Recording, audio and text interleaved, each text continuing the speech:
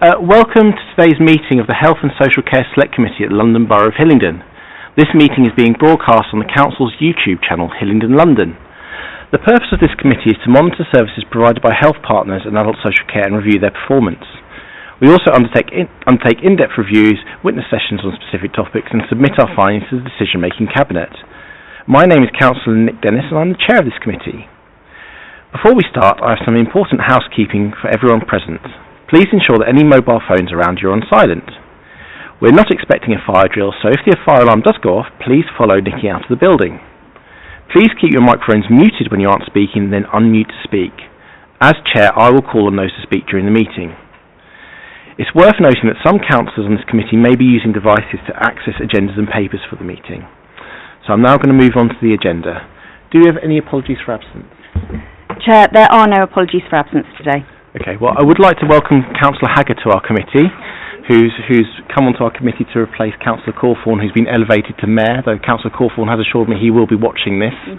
So while he's doing his mayoral duties, so he's still taking interest, but welcome to the committee, Councillor Hagger. Right, do we have any declarations of interest in matters before this meeting? No? Are we all good? Fantastic. Are we happy with the minutes of the meeting on the 29th of April? Yep, agreed? Fantastic. Are we happy with the minutes of the meeting of the 8th of April? Agreed. 8th of May, sorry. Thank you. Thank you very much. That's good. So, and everything is going to be in public, isn't it? So, brilliant. Fantastic. Okay.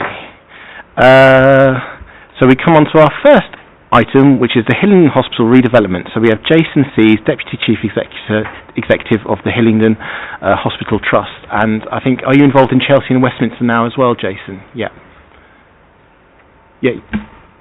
Thank you, Chair. Can you hear me all right? Yeah, we can hear you. So if you want to present your paper, and then we can ask questions, that would be great. Thank you. So just to clarify on that point, so the NHS do love a title, so I'm now Joint Chief Infrastructure and Redevelopment Officer for Chelsea and Westminster NHS Foundation Trust and Hillingdon Hospitals Foundation Trust. And so as part of that role, I continue as the SRO, which is the Senior Responsible Officer for the Hillingdon redevelopment. So I can't actually recall last time I was here. I think it might have been last year. So just in terms of a recap, because a lot's been going on. So in 2019, you had the Health Infrastructure Plan, and that was the sort of broad announcement of 40 new hospitals. As part of that program, in 2021, we became referred to as a pathfinder. So in that 40, there was sort of a front 8 schemes, and those front 8 schemes were supported to proceed at pace. Those pathfinders then became known as Cohort 3. So that was sort of the pre-context. With the change in sort of government administration last year, there was a piece on reviewing that new hospitals programme, and there was an announcement by the government in January this year that the programme would be reprofiled in 3 waves. So there would be a wave 1, where you have construction between 2025 and 2030, a wave 2 with construction 2030 to 2035, and a wave 3 with construction expected 2035 to 2039.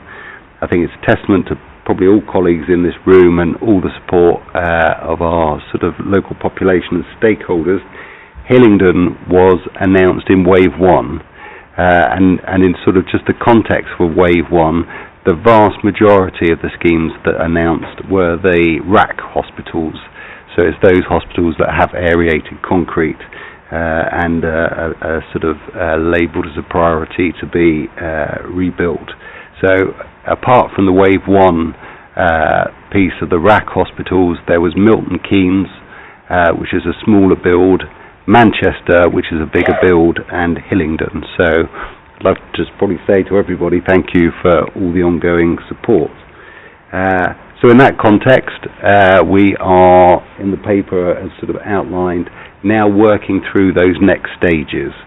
So the paper sort of outlines, we are just about to imminently sort of commence the design refresh, and that's in relation to something called Hospital 2.0. So when we probably presented here last in terms of our design and the design we've got full planning approval for, that was designed at a time when it was fully compliant with all the new hospital programme requirements. But what's happened with Hospital 2.0, some of those requirements have been updated. Probably the most significant one is single rooms. So previously our scheme with full planning, probably single rooms is about 73%. What we're going to be doing in the updated design is 100% single rooms. The other element about Hospital 2.0, at a very simple level to sort of incorporate modern methods of construction, is looking to have a very standardised approach to ward design and sort of key aspects of the areas of the hospital, with the piece then that at a national level you can become systematic in off-site construction as well. So a number of these areas as part of Hospital 2.0 will not only be a standardised sort of design in our hospital, but also in the other RACs and Manchester. So huge amount of work that we're just about to embark on with that. Again, probably from a Hillingdon perspective, we were recognised previously just for the amount of clinical engagement we had. So huge amount of clinical engagement again to start internally. I will say also I will probably be boring all your local communities again as I come around to say, right, this is how the hospital is evolving, and as ever, if you think we are areas we can still improve or change things and work things differently, that is a conversation that we will continue to have with the new hospitals programme. So going through with that, the culmination of that then will be, in the NHS you have a 3-stage business case process. We need to refresh our outline business case, which we're looking at sort of October next year, then a full business case looking sort of predicted about March 28, but we're finalising the dates with the new hospitals programme for construction to start in 2028. And in that, if you come onto the site currently at Hillingdon, we've got our enabling and decamp programme, and we're looking to have the whole west side of the hospital site cleared by autumn 27. So much work going on, and if it's okay there, Chair, I'll pause for questions. Yeah, no, thank you. And before we go into questions, I would like to say a big thanks to you and your team for all the work you've done. I've known for many years in terms of speaking to you about what's going on, about the hard work that's been put into place to getting us towards front of the queue, and this involves not just being compliant and also being willing to work with central government on such things, which can be at times be frustrating, but also as well being very open in terms of offering up opportunities for, you know, government officials and senior politicians to come and visit and experiment and talk, which meant I think Hillingdon was always at the forefront of of people's minds when they're thinking about this stuff, and you can't devalue that. So I think the fact that we are in Wave 1, one of the few sort of proper hospital rebuilds in Wave 1 is a great testament to you and your team. So thank you very much for that. So before I open it up to other people, I will ask a couple of questions myself. The first one is, I was interested to note at the beginning of the paper when you said Hillingdon Hospital will act as a test bed for future hospital redevelopments in England, and this places an additional expectation and focus on this overall programme. Could you talk to us more about what that really means? Thank you, Chair. So if you look at the sort of recent history of the NHS, probably the last big building programme was the hospitals funded through sort of private finance. So that was what was called PFIs, so Private Finance Initiative. And they're probably going back sort of 20, 30 years. So in terms of a major build programme, this is probably, if you look at the knowledge gap in the NHS and the construction industry, we will be doing things for the first time at a national level that haven't been done in quite a while. So you'll be amazed at the different levels that we are becoming to get involved in. So that Hospital 2.0 design of what is a standardised design for a hospital bathroom. I will not bore you about how many iterations that has gone through, but that hopefully, if you can get people to a standardised design, same with the wards, the other areas where you look at models of care, the key piece that we are highlighting to the new hospitals programme, so that's the Department of Health and NHS England, is the hospital will only be as good as the model of care. And so what we are really doing at place level, so we've got Hillingdon Health and Care Partners, and the marvellous thing about Hillingdon Health and Care Partners is on that model of care, it will be quite pioneering. So what we're trying to do with that is really test, actually, from a patient perspective. Do people like going to a hospital? No, not in the main. So making sure that the hospital actually does those acute services and those acute services really well. And then as part of Hillingdon Health and Care Partners, we're looking at the sort of transformation of primary community care, all our other partner services, and there's something affectionately known as sort of the 3 super hubs. And we're going to plan those together, which will be quite pioneering. So if we look at outpatients, or if we look at some of the services that traditionally have been in the hospital setting, about actually how we could provide them in a setting that for patients probably prefer to go to. And that's in the context of the NHS does love a strategy, so there'll be a new strategy for the NHS coming out this year, so the 10-year plan, and there's something that's sort of referred to as a right to left shift. So what services that sort of traditionally have been provided in a hospital, what could be provided better in a community and primary care setting. And if we can be pioneering that, I think it will be fabulous. I mean, one of the things that we've been looking at as a committee is actually, the creation of those hubs. We visited one of them a couple of months ago, I think, and the whole sort of concept of care in different ways, and I think it's really interesting that the design of this hospital is built into that, so it must work, that sort of more care in the community, which I think we all think is a very good thing. I'm going to ask a sort of slightly curveball question, because other people I think I'm going to ask more about Hillingdon Hospital itself. What about Mount Vernon in all of this? Because obviously Mount Vernon seems to be a bit of a Cinderella. It's a great sort of location and a really super space, but maybe feels slightly less loved than Hillingdon Hospital, because obviously you've had to put a lot of effort into Hillingdon Hospital. So is there any sort of thoughts or plans about Mount Vernon, or is it too early to think about what might happen with Mount Vernon? So, I mean, it's a very sort of pertinent question. So if you just look at our title, we're called Hillingdon Hospitals Foundation Trust. So there are two hospitals. You've got Hillingdon more middle south of the borough, and then you've got Mount Vernon Hospital in the north of the borough. When you sort of go onto the Mount Vernon site, the key piece that sometimes we keep having to remind ourselves of, Hillingdon Hospitals Foundation Trust is predominantly a landlord. So as you drive around the site, the majority of the services on the Mount Vernon site are run by other people. So obviously there's the dental practice, there's sort of the private hospital and other services. That the main piece that people see there is the Mount Vernon Cancer Centre. And the Mount Vernon Cancer Centre is run by Eastern North Herts NHS Trust.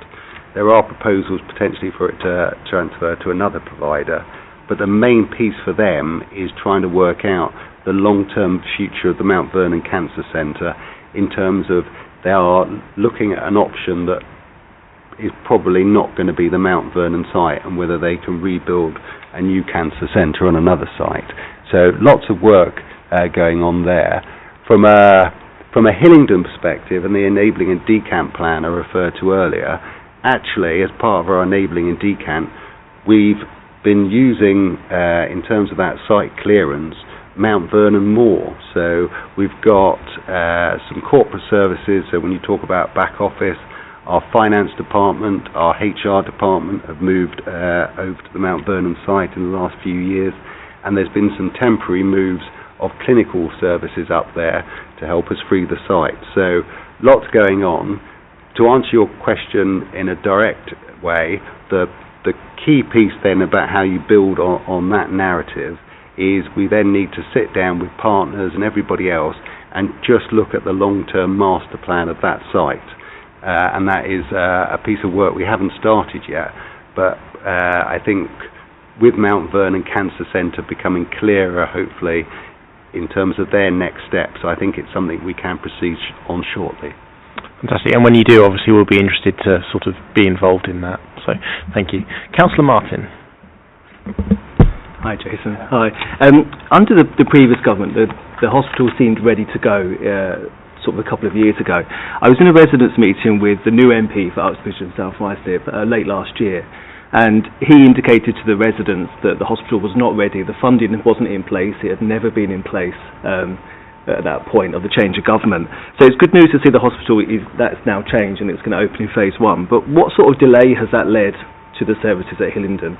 Has there been an impact? Because I remember in a previous meeting, I think you were moving wards, mothballing some wards. So have you seen an impact on the waiting list, the times people wait for procedures, and are you able to commit to 100% current capacity through till 2033? Thank you. So, if it's okay, if I break it down into different stages. So, you're absolutely right. An absolute key part of programme management is that momentum and smooth consistency. And as the Chair said, any large infrastructure programme, be it in this country or other, is subject to the ebbs and flows of how things sort of are being shaped on a wider macro level. So with that, we've always been looking at, in terms of the main hospital site, the main hospital site would remain operational throughout the build of the new hospital. Your point is well made, though. The estate is not in the best condition. So there is something called backlog maintenance, and there is sort of a significant amount of money we still need just to pay in making sure that our current facilities are working. But with that current capacity won't change over the course of construction. The piece about the enabling and decant, in part that was sort of not paused, but probably wasn't going at the pace that we'd initially set out on when we were going through the government review process last year. But part of it now is we're sort of making sort of a real clear push now to get back to that pace. So we can get all those site moves. The main piece last year, though, that we did carry on with is the power. So I don't want to bore everybody with power, but if you think about your house on a much bigger scale, the wiring needs to be redone. So the key piece that we sort of were continuing last year, and I probably should apologise if I haven't seen any of you for a while, is all those roadworks for those sort of 5 or 6 kilometres and all those traffic lights, was digging up the roadworks to put the infrastructure in under the roads for the new power cables to come in. So that piece of work's been completed, and then we're looking at sort of the next stage with the substations, etc. And also the work on the sewers was done. So there's huge bits happening around that. The current capacity will continue to be operational, but the key piece as well with that is just to make sure, in terms of that backlog maintenance, we carry on making sure that the site works. I mean, was it a few weeks ago when we had the terrible rain? You can imagine. Yeah. And you said this is the first time in 20 years that we've been building hospitals of this scale. Judging by some of the recent projects, say HS2, and the over-budgeting or the overspend and the length of time it's taken, how confident is the Trust of 2033 as an opening day, and would there be a contingency if that was missed? So the main bit, and I can say this with a straight face now, of our NHP colleagues, you can't call it a project plan anymore, and if anybody's well versed in the terminology, they call it a fragnet. Anyway, so in terms of that fragnet we are trying to finalise with them, it is all about locking down those dates, because to keep that momentum, to keep things working through, the key piece that we sort of referenced, one of the big milestones will be getting the builder on board. So in the new hospitals programme approach, and to that risk base, they want to do things more at a national level. So selecting the builders at a national level first, and then it comes down to us. But once we've got the builder on board, that will be a huge step. And I think actually, I don't know how to. It is that piece of everybody absolutely singing in Hillingdon because they want it, has just allowed us to say, no, we want to keep going at this pace. Other places, if you look at where they probably haven't had the level of support from all their stakeholders and partners, maybe have fallen slightly at the wayside. The Hillingdon voice has just been fantastic. So I think if we absolutely continue that, we can keep that pace. Thank you. Councillor Hagger. Yes, thank you, Chair. Really interesting and good to see it all coming together. And obviously it's quite a lot of collaboration, so with all the parties coming together and having an agreement. And as with collaborations, what do you see would be maybe the obstacles or the issues that might come about? Because it's brand new, it's a new setting, I'm hearing that everything's new, so the way we might be running the hospital again is new. So it seems like there's quite a few new things. What do you see as the obstacles? I'm sure it'd be fluid, so if there is a problem, you know, you'd address it, maybe re-look at it and revisit it. But how do you feel about all that? And the obstacles really in the way. Thank you. It's such a good question. So sometimes you can get so caught up in the building you forget about the people. And I will use, well, I know we're being videoed, but anyway.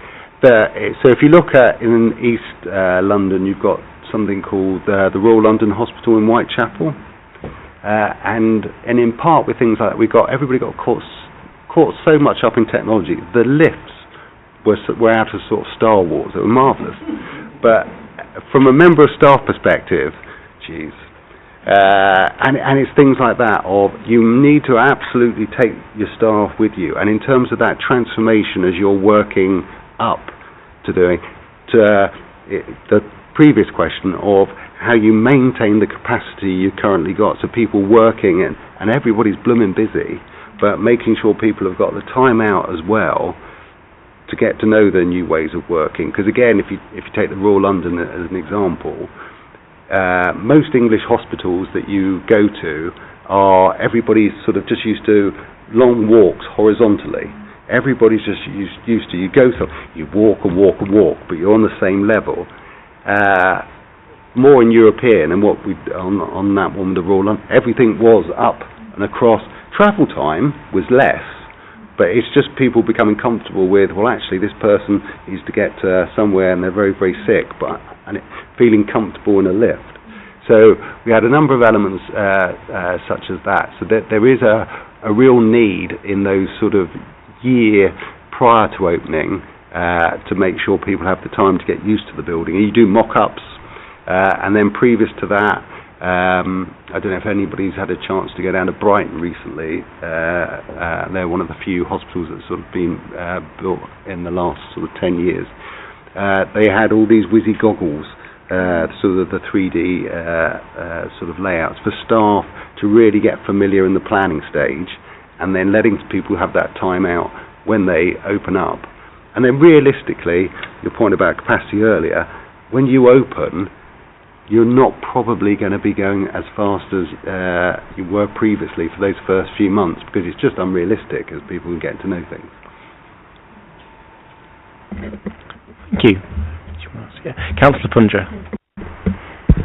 Thank you, and thank you, Jason. It's really glad to see the improvements and the progress that is being made. It's fantastic. I'm really glad to hear that Hospital 2.0 is now being kind of redesigned, and we are meeting up with these updates that have gone on there. But I just wanted to kind of understand this single room when that's gone from 73% to 100%, because what does that actually mean? Is it like we're not going to have any wards anymore, or?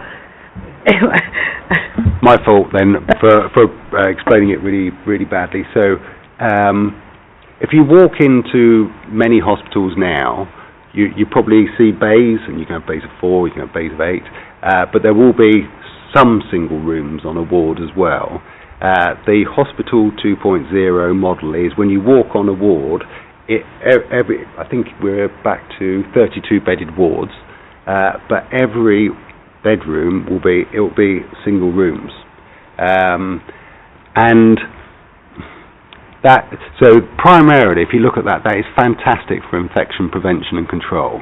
So if you look at some of the things that you pointed about earlier about hospital capacity, in the winter months, there's not a nice way of putting it.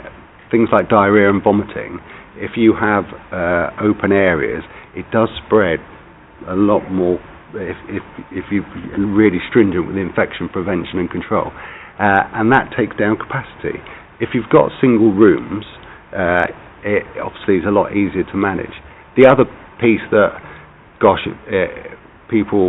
it's less in people's minds, but with COVID, and if you looked at the learning from some of COVID, again with single rooms, about how you can manage infection outbreaks and make sure that you can sort of partition areas properly, that's a key piece. What is the flip side? There will be probably some patients, there will be some clinicians as well that would say maybe on the less sort of positive side of that, of maybe the social contact with other people.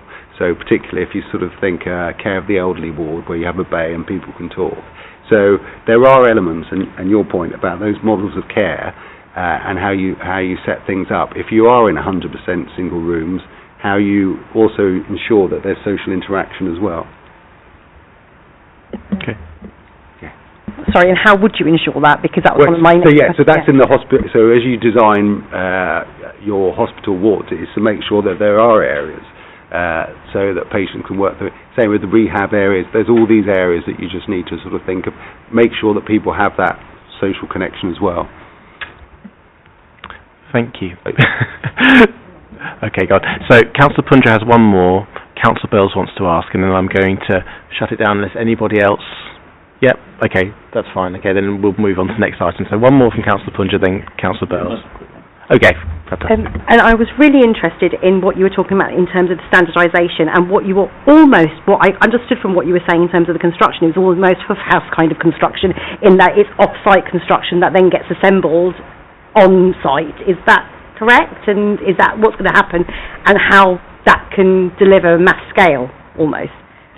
So part of where we're working with the new hospitals programme is finalising that. So it's then to really work through. So in part of our sort of previous planning and working things through, there's something about, well, actually, on one level, you want to really ensure that it's an investment in your local community for apprenticeships and sort of re-skilling your local workforce. So there's an element of that. But there is also an element of the new hospitals programme are looking at how much you can standardise and have off-site. I mean, I can't remember the figures, but if you look at about how many different types of door handles, doors there are in the NHS, it is unfortunately quite frightening. And so if you can just standardise all of these parts of the return on investment in terms of the build will be, that's what they're aiming to bring down. Thank you. Thank you. Councillor Bells.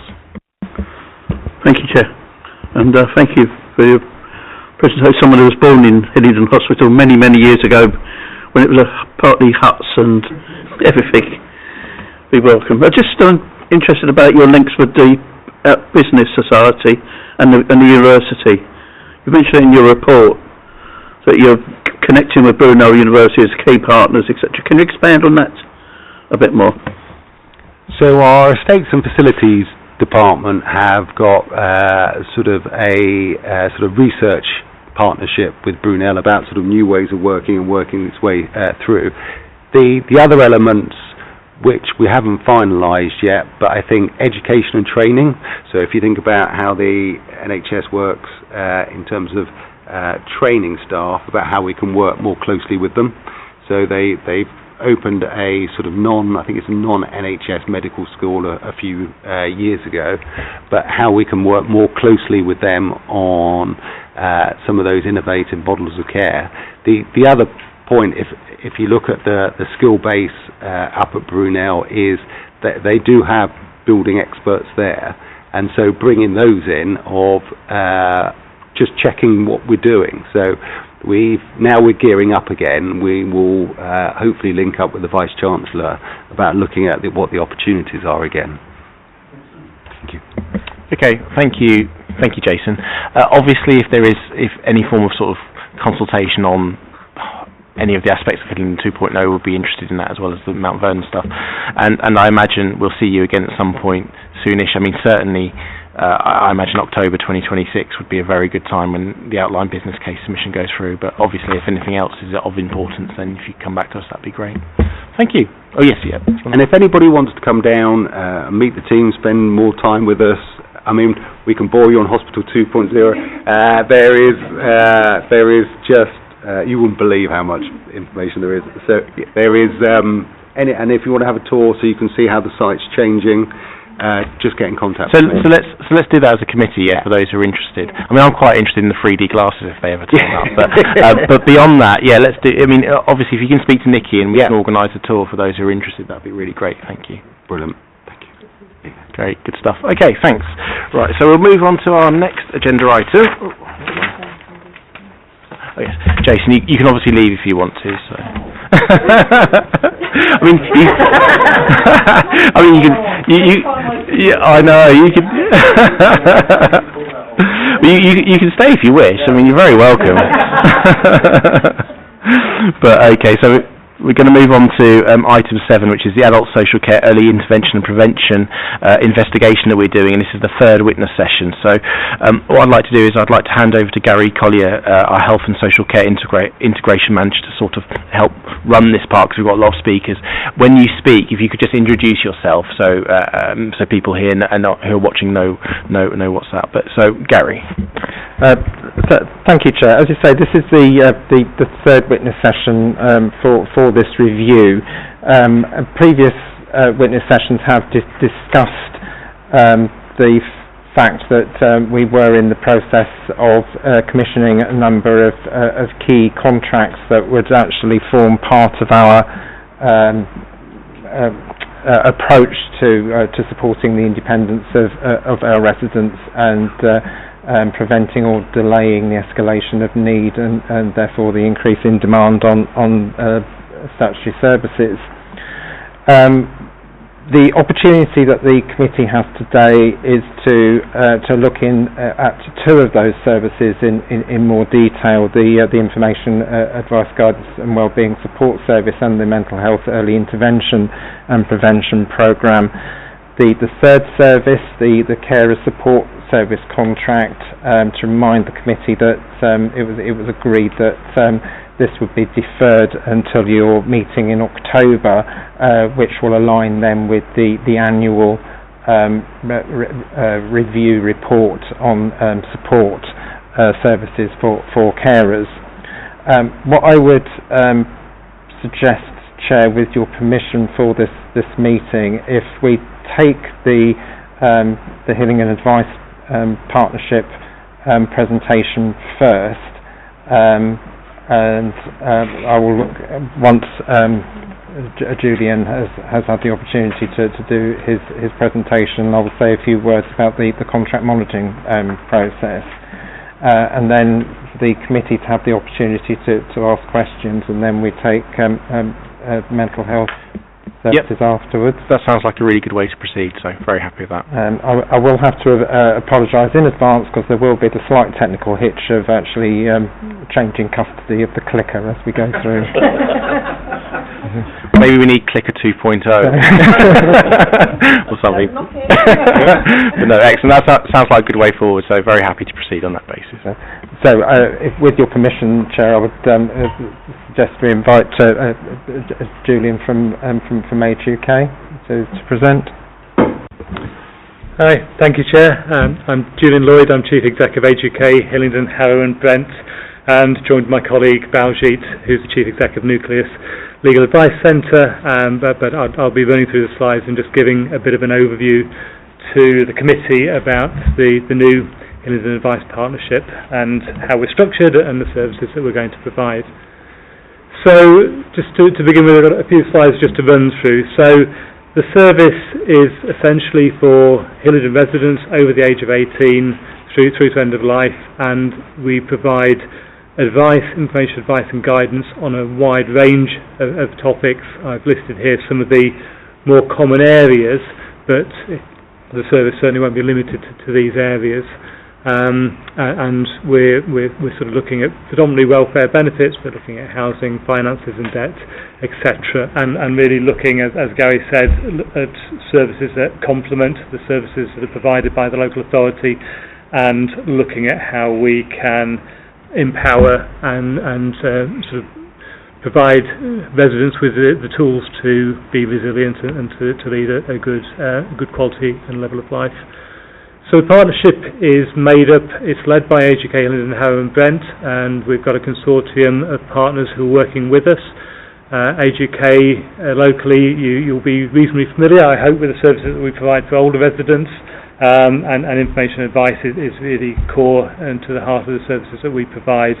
And then we're supported by Nucleus, who provide a range of specialisms, particularly around housing, around debt and employment, and more the sort of working age type support services, and also the other local partners that we have in the partnership are DASH, again, who I hope will be known to Select Committee, who specialise in providing information advice and guidance to people with physical and learning disabilities, and Bell Farm, who are based over in West Drayton, who have a particular area of specialism working with the travelling community and with asylum seekers and refugees locally as well, and are very established and are very much a trusted resource to those particular communities, and we feel is a sort of a vital part to our overall partnership as well. So those are the core delivery partners, but we're also, as a partnership, we're very bedded in to the local infrastructure. We've got a very well established working relationship with the local authority, and we see the delivery of this service being one of partnership, and that's the way that it was framed in the specification.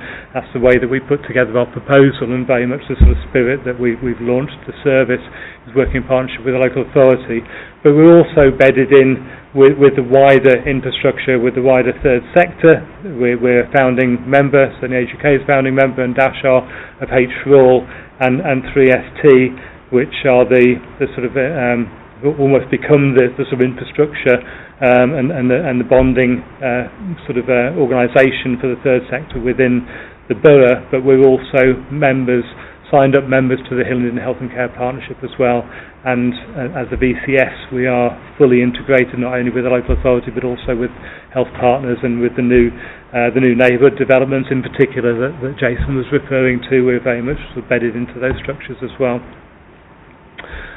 So I've sort of touched on some of the areas that Gary suggested might be interest to the partnership, and I think firstly talking about some of the sort of structure of the partnership. So we're not four organisations delivering four different services.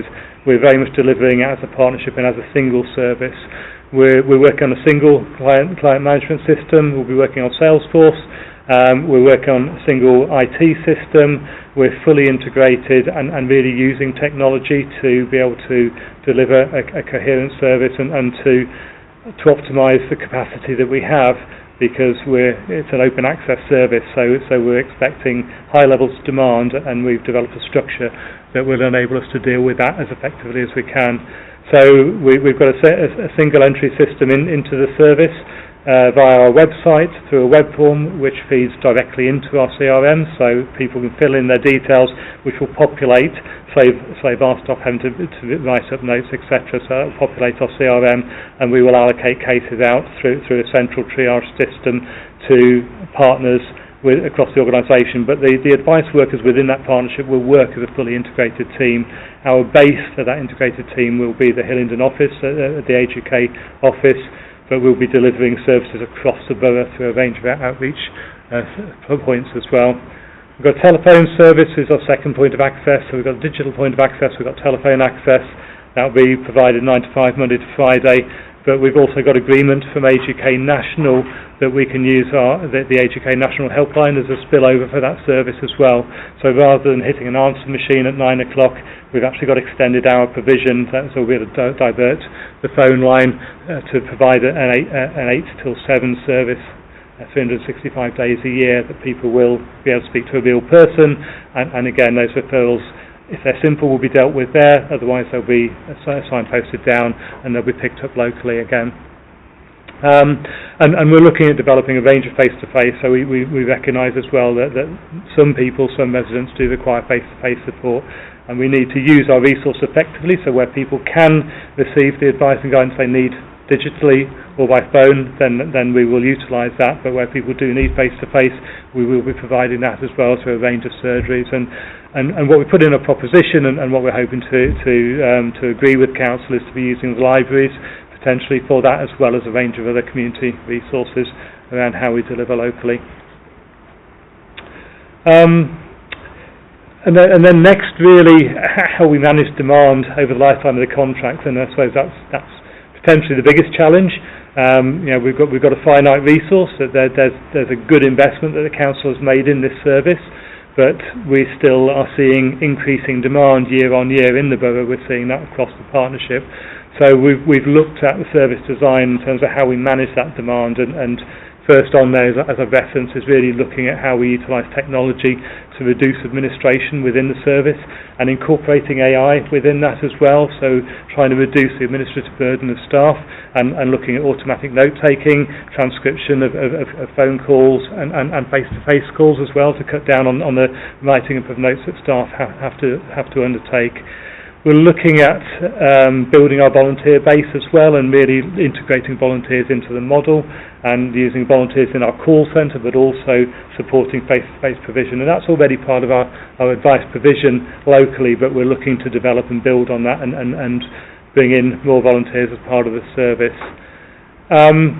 We're wanting to draw on our knowledge and our partnerships across, and really sort of draw on the wider resource that there is across the VCS, and also using our ability to leverage in additional funds as well, additional resource ourselves through the partnership and through the wider partners.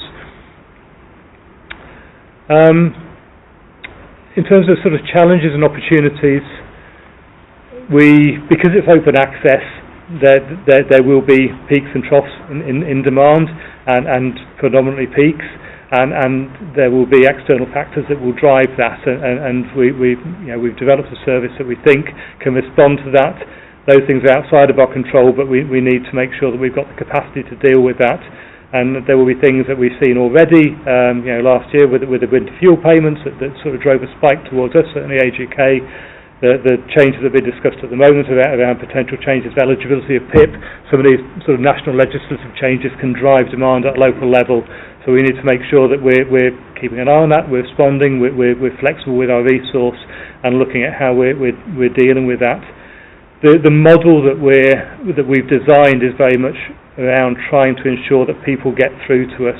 We're trying to minimise taking messages, voicemails, etc., and responding, doing quick responses, and then booking people in for the work that they need for the casework, so that we're always accessible. So we're trying to avoid people bouncing away, trying to reduce the risk of sort of complaints, because that can create work in its own. That can be a diversion. So if we can deal with people quickly and effectively, that's going to help us manage demand and manage capacity. As I say, we're looking at leveraging in resources, and we have access through Age UK to funding opportunities, but also through a range of grant providers as well for various different services that can complement the advice provision that we have locally. So even this week we just secured some funding for warm homes, which doesn't seem we've got funding to support advice and guidance around people, older people particularly, who are potentially going to be struggling with heating and bills through the winter. So we've got funding in to get additional capacity for the team already through the winter months to support that. And we're also looking, we've got outcome measures that we've built into the service, but we're working with 3ST who are developing an outcomes framework, and we're looking to pilot that within the model as well, to look at how we are able to demonstrate effective outcomes for the service. Again, Salesforce, we've got really good reporting capability. We've got historic contracts with local authority that you're already familiar, or certainly your officers are familiar with the reporting capability that we have through Salesforce, and that's why we chose that out of the CRMs for the one that we will use for reporting. The outcome measures that Gary will describe, we've built those in already into the system, so we're able to report on the outcomes that have been specified by the local authority. And as I said, we're looking to incorporate the 3ST impact framework as well into our reporting. And looking at a cycle of continuous improvement, really working very closely with the local authority to review the outcomes, to review our performance, and to look at how we can collectively develop that and improve on that. And I'll stop there and open to questions. Thank you. Great. Gary, you just wanted to say something, didn't you, before we went to questions? Yes, Chair. We'll just change custody of the clicker and pass that around.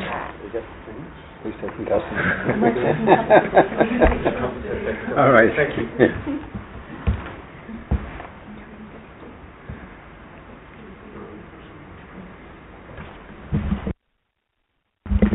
We either need two clickers or hold music, don't we, for this part to make it work as a sort of... Good stuff. But thank you, Julian, for your presentation. I've certainly got some questions already, so after Gary's added to that, then we'll open up to questions for everyone.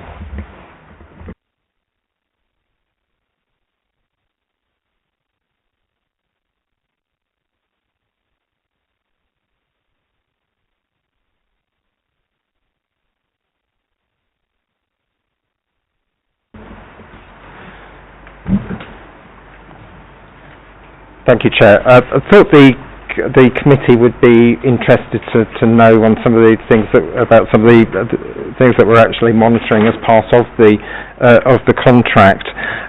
Julian's already talked about some of the outcomes. So these are the outcome measures that we've included within the specification. This is sort of qualitative based, so it's based on what users of the service actually tell us. We will be working together collaboratively to work out baselines and reviewing targets during the lifetime of the contract. And the expectation is that these will change over time in response also to the feedback that actually get from users of the service. Some of the other key indicators, more sort of output related, are actually set out here. What we are particularly interested in is the evidence of impact, and that part of that will actually be supplied through case studies, the type of things which the committee will be familiar from reports that it's received in the past, particularly in respect of support for carers.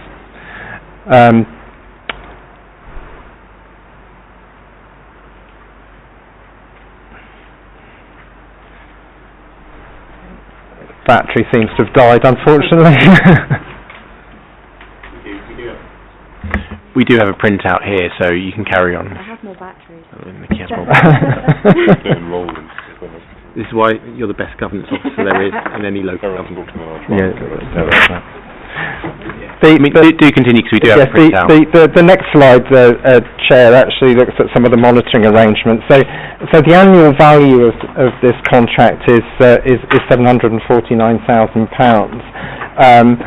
It's important to note this is actually a new model of provision.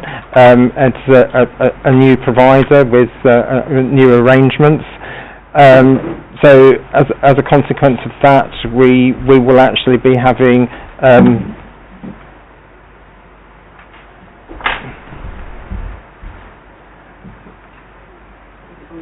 right. We're there. We will be having monthly meetings for the first 6 months with the Hillingdon Advice Partnership, and that will then move to quarterly thereafter. Included within those meetings from the councillor perspective will be the service manager lead for the service, representatives from our contract and supplier relationship team, and what we want to do this time round is actually have greater involvement from social work teams, both from a perspective of actually being able to feedback on the feedback that they're getting of people actually using the service, but also about actually having greater understanding of what the service is about, what it's actually delivering. So we're looking at staff actually working much more closely with the service. Thank you, Chair. No, thank you. It's useful. We can now take questions. Good. It's useful for us to know how the contract will be managed and monitored, actually, and we're looking forward to some of those case studies coming through. So I've got a couple of questions, and the rest of the committee obviously very welcome to come in. My question is about demand, actually. Really, so how many people can you help, and what is the demand that you're expecting? And I mean, one of the things you said about the sort of sometimes you get peaks, you're mainly expecting peaks. I would have thought peaks are when you really need to help people, but that's when you're going to be at most stressed capacity. So, yeah, how many people can you help? So I haven't got the numbers in front of me to be able to say how many. I mean, some of the numbers were put together in the specification. We designed our model around that, so looking at some of the historic data. So we had that as a benchmark in terms of how we've designed the service and the team to be able to respond to that. But as I said, I think looking at bringing volunteers in is one way to build additional capacity into the service. And you know, we will have to have waiting lists at time, but what we're looking at is really that sort of front door piece is really key, is getting people in first, acknowledging their call, giving them realistic expectations around we'll get back to them, prioritising people as well based upon their level of need, and sort of using that stratification process, so those people who are obviously in a critical need, bringing them in, but also I think that relationship with the local authority is going to be quite key as well, as Gary said, that partnership and our links into the social services team, to the housing team, so that we're able to support people who maybe have issues that do relate to the local authority. We can sort of deal with people that are outside of scope, and look at accessing service sort of support elsewhere, but plugging people into the local authority as we need. So I don't know if that answers your question directly, but well, you hope you can do it, which is, I think, a fair answer in the sense that you don't know what demand is really going to be. But is my interpretation. You do have some plans to do it, and obviously, but you know, there might be something that happens that explodes. That you know, so you can't plan for every eventuality. Is my translation of what you said. Yeah, it is, and I think it's about having that open dialogue. So you know, as Gary said, we're having monthly meetings to start with. So being able to feedback on the levels of demand for the service, have that conversation, and if we do have issues, working that through together in terms of how we might deal with particular issues as well. And so my second main question for the moment anyway is, you know, one of the things in just general health service and also other sort of well-being services and you know, these type of things is you have lots of different bits delivering, and how do those bits speak to each other, make sure that people don't fall through the net, make sure that information can be transferred so people aren't having to repeat themselves. So, I mean, I think I'm hearing that there is sort of like a one front door type of policy, whether that's the internet or with the phone, but obviously people who need certain services are probably likely to need other services. And yeah, so how does that work? Are you able to sort of, is information be able to transfer between the different providers who, you know, in order to make sure that the person who needs help can get help without having to jump through bureaucratic hoops again and again and again? So yeah, certainly in terms of how the partnership is structured, it's very much set up in that way. So we work on a single system from the point of entry into the service. when somebody signs their consent, they're consenting to 4 organisations holding their data, so we don't need to go back to people for permissions. Straight away, that understanding that information is held and is accessible by partners. We'll have information sharing agreements with local authority. We already have them with NHS colleagues as well, so that we can pass data backwards and forwards, again with permission of the service user, to minimise the risk of people having to tell their story more than once. And we've already got good established relationships with the other providers as well, with Mind and with Hillingdon Carers. Okay, that's good. Thank you. Councillor Nelson. Thank you, Chair. Just wanted to, Lloyd, to find out, you stated that you will be using libraries and to provide some services. My concern is, will there be a special area for that, to sort for this service, or for individual to literally have access? And the reason being is that if we're going to provide the service in a library will be open and it can cause distraction.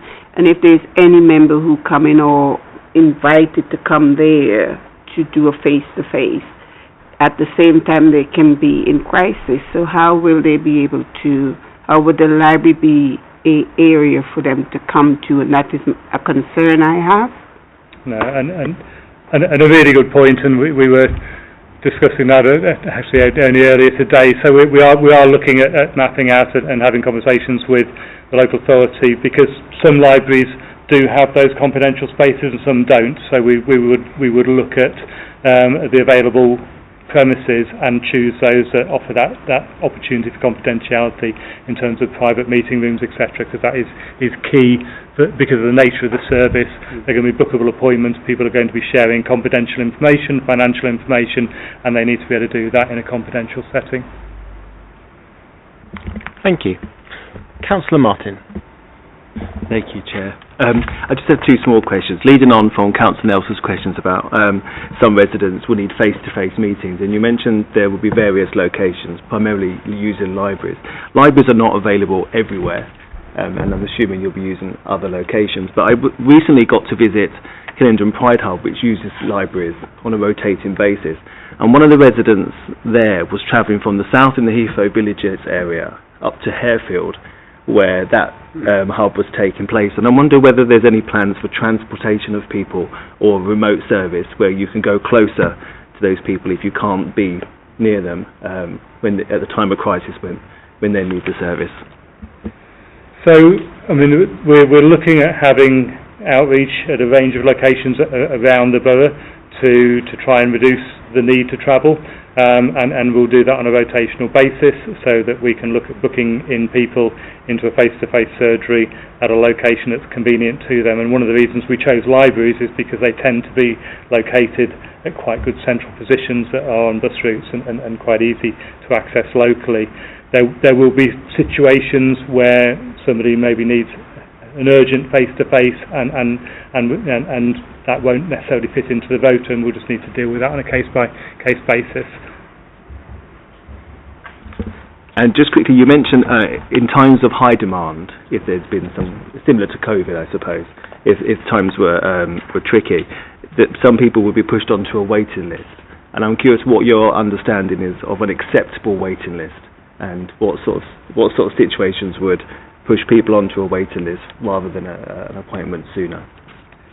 I mean, I think the sort of waiting list, it tends to be, I suppose, if we're looking at benefits, so it might be things like, I suppose the areas that I'm more familiar with from an HK perspective would be things like blue badges or attendance allowance, where there might be at times a waiting list that we would run, but we would make sure that's within the parameters that you can still do a backdated claim, etc., so it's not going to be detrimental. So again, I think we'd be selective around prioritising the nature of the inquiry and only using waiting lists where it's going to have minimal impact potentially on the person involved in that situation.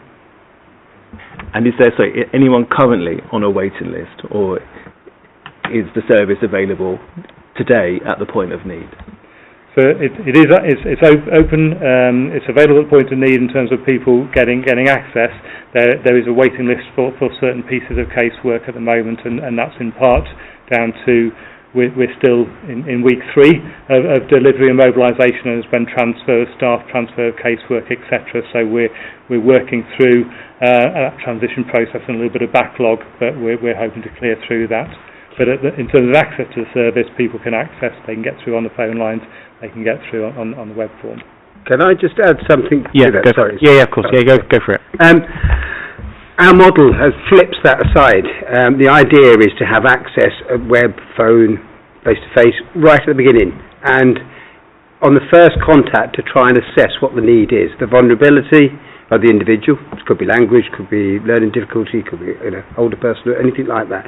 Any disability as well. And also assess what the problem is. So not all problems are as urgent. So someone facing homelessness is not the same as somebody who's looking to fill a form in for attendance allowance or something like that. And that's what we mean there by waiting lists. We will put them in different waiting lists according to the subject, what the issue is and what the deadline is. And on top of that, it would be vulnerability as well, because we push people who need more help right to the top of the list. So they get seen first, because they're likely to be more anxious, there could be some health difficulties and things like that. But the idea is to have that assessment on the first call. So when somebody rings up, we'll have a case plan to say this is what's going to happen. And when they've got that information, it really does help bring down the stress levels, bring down the anxiety levels, because they've got a plan, they know what's going to happen. If we keep to that timetable, we've got their confidence, and we can take that forward really sort of together. That's the idea in partnership with the client. Thank you, that's useful, very useful context. Councillor Bells. Thank you, Chair. I'll declare an interest. I'm involved with the Hillingdon Citizens Advice Bureau, and so I've been aware of what's been going on, and I'm aware that some of our advisors have trooped over to the new Hillingdon Advice Partnership. I'm a little bit concerned that you haven't got knowing the nature of a lot of the clients that you'll get attending, a lot of them don't use telephones. English is not the first language. They like somewhere to come to, somewhere where they know it's going to be open. And I'm just a little bit worried that people are going to be left behind. And also about your training of your advisors, because there's certain levels. I know that we have at the Bureau, there's certain levels of training that they have to reach before they're allowed let loose on them. Will you be following the same patterns as well? So, do you want to go on the training side of things? Yes, I understand that Nucleus Legal Advice Centre is quite new to the borough. We've been delivering advice in West London for about 50-odd years. All the partners have got quality standards, so we have quality marks as far as the advice we give, the training that staff have, training that volunteers have, and the procedures that we follow. Nucleus in itself, we run a very similar service in Ealing. We have a telephone advice line which is on a similar model, and there are issues. You're absolutely right about some people not being able to access the phone first. What we need to do is complement them with different services and different streams. But the idea again is to try and have the most appropriate channel for that person in front of you, and that's going to take a bit of time, but we will develop them over time. As far as developing training is concerned, we have access to, and we do train all our staff. They have to be certain standards. They have to have certain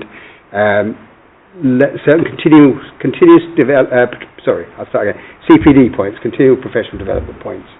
And we have access to free training through Shelter and HAS. We have access to debt advice through Wiser Advisor, and all of our volunteers go on that before they start advising, and also through social enterprise to offer benefits and so on. So we are used to making sure people come up to a certain standard before they start delivering advice. On top of that, every single piece of advice will be supervised, and it will be supervised by, some of the staff you mentioned, staff who've got over 20 years worth of experience in working in these areas, and have got in-depth knowledge about the complexity of things like universal credit, where the DWP does let people down, where people are likely to fail the systems like to fail them. And that comes back to what we were saying before. The idea is to create case plans by somebody who knows the situation, knows what's likely to happen, right at the beginning of the case, So you know where these issues are likely to arise, and you can intervene at the right time to make sure it doesn't happen.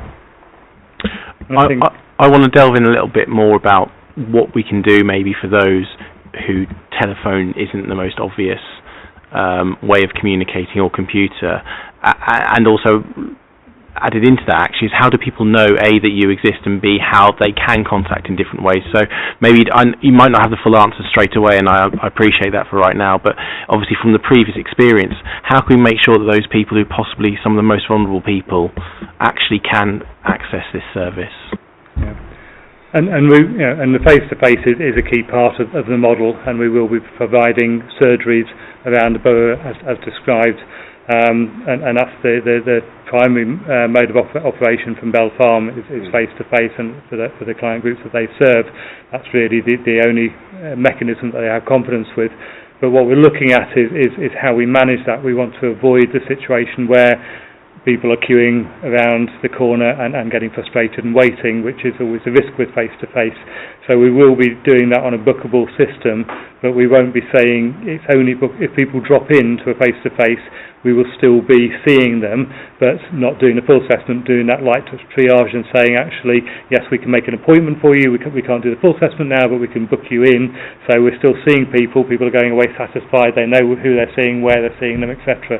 So that face-to-face is still going to be a key part that people can do drop-in or bookable as well. Thank you. Councillor Hagger. Thank you, Chair. And that was actually part of my question, and I think I'll say it again, if that's okay, is with how do people know about, or will know about it. We know from other collaborations that we've done, when we started off with H4All, I know we learnt a lot from that and working through that. I mean, it's really good. But how will people know about it? How will people understand what we're offering clearly without there being a complexity in it, because you are offering quite a lot. Yeah. So for someone to understand the clarity of it, how will we actually be delivering that? And how will we recognise, I know Gary was saying about people, not slipping through the net, so we'll be looking back, but how can we be rest assured that we haven't lost anyone en route?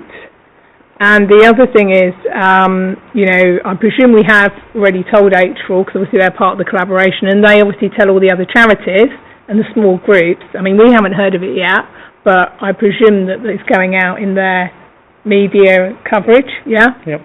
And I think those are really the things, and maybe what have we taken back or what have we learned, and I think you picked up on some of this from past collaborations, because we are having a one-stop door, which is great, but obviously everyone needs to know about it, and the complexity of that one stop, we don't want people ringing if it's an emergency, because it's not an emergency service. So it's being clear. I think that's my concern. So how are we going to be clear to people, showing what's on offer, and be clear that it's not an emergency service, because obviously that isn't what it is. So, yeah.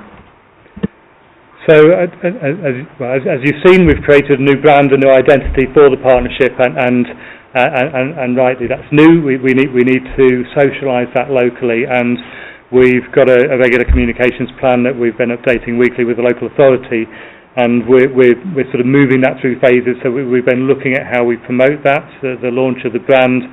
We're also now looking at the sort of the engagement function of that as well, which is actually getting out and talking to the key partners, the social work team, the housing team, the neighbourhood teams, etc., and making sure that professionals know exactly what we do and how to refer into us, and what we do and what we don't do within the service.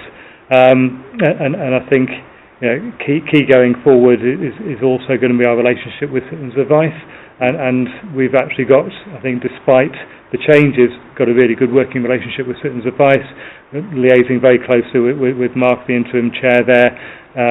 Jazz, who's two-feet across to us, is actually working part-time for Citizens Advice and part-time for us as well, so we've actually got quite a nice interface there between the organisations. We've got agreement about how we refer backwards and forwards, and I think recognising that Citizens Advice brand is still very strong, and a lot of people will still go there by default, and we've made sure there's a fast track route in from Citizens Advice to our service as well. So we're sort of managing that interim process. Thank you, and obviously over time this is something for us to sort of hopefully see get out there and how the system is actually used as well. So, yeah, Councillor. Yeah, sorry, no, you're not a councillor, are you? Gary, go for it.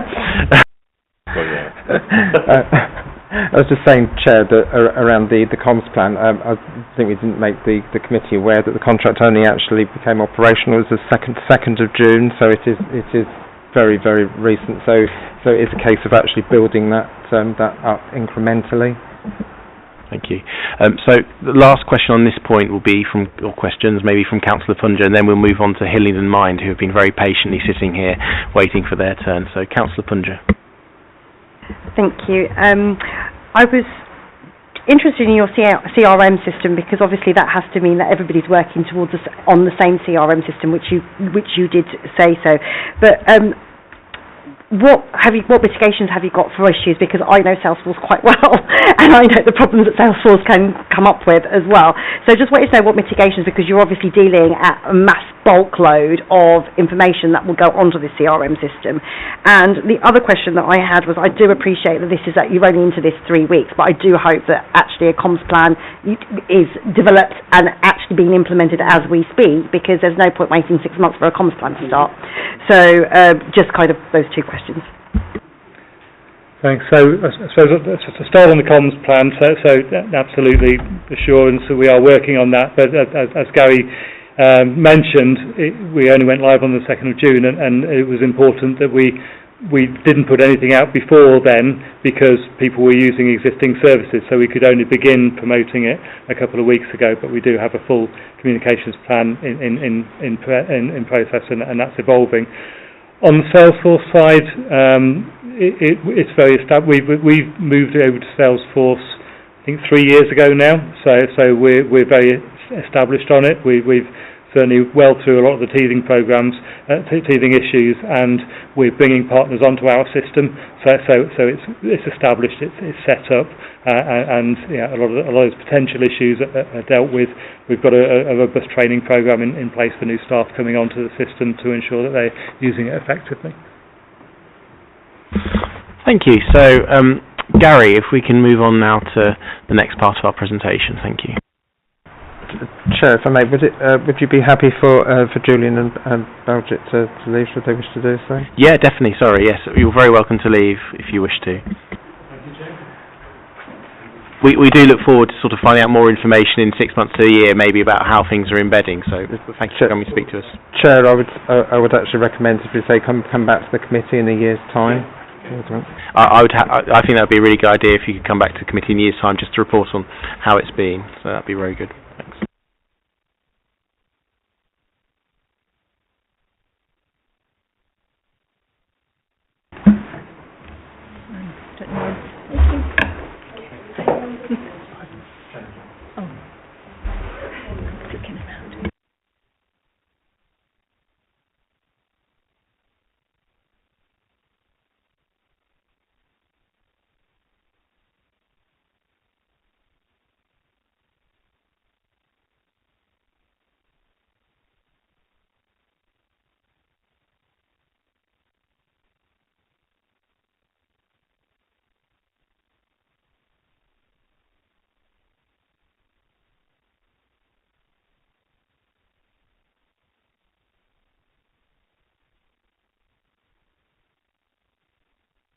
Sorry, if you went to the clicker, which direction to the Anywhere. clicker? Anywhere. The clicker?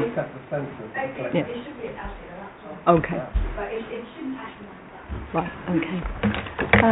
So thank you. I think firstly I'd just like to say thank you for having the confidence in us to continue delivering our early intervention and prevention service. It's something we've been doing for a while now, so it's enabled that continuity of care for our residents and obviously our volunteers and our staff base. So just in case anybody doesn't know, we have been around for about 40 years in the borough now. And I think the average length of service of our staff is about 10 years. So, you know, we're quite embedded in the local community. Hopefully our local residents are aware of us and what we do. And although we're independent in the borough, we do belong to the National Mind Federated Network, which allows us to draw on the resources, the evidence-based practice, and, you know, whole communities of practice out there with our other local minds as well.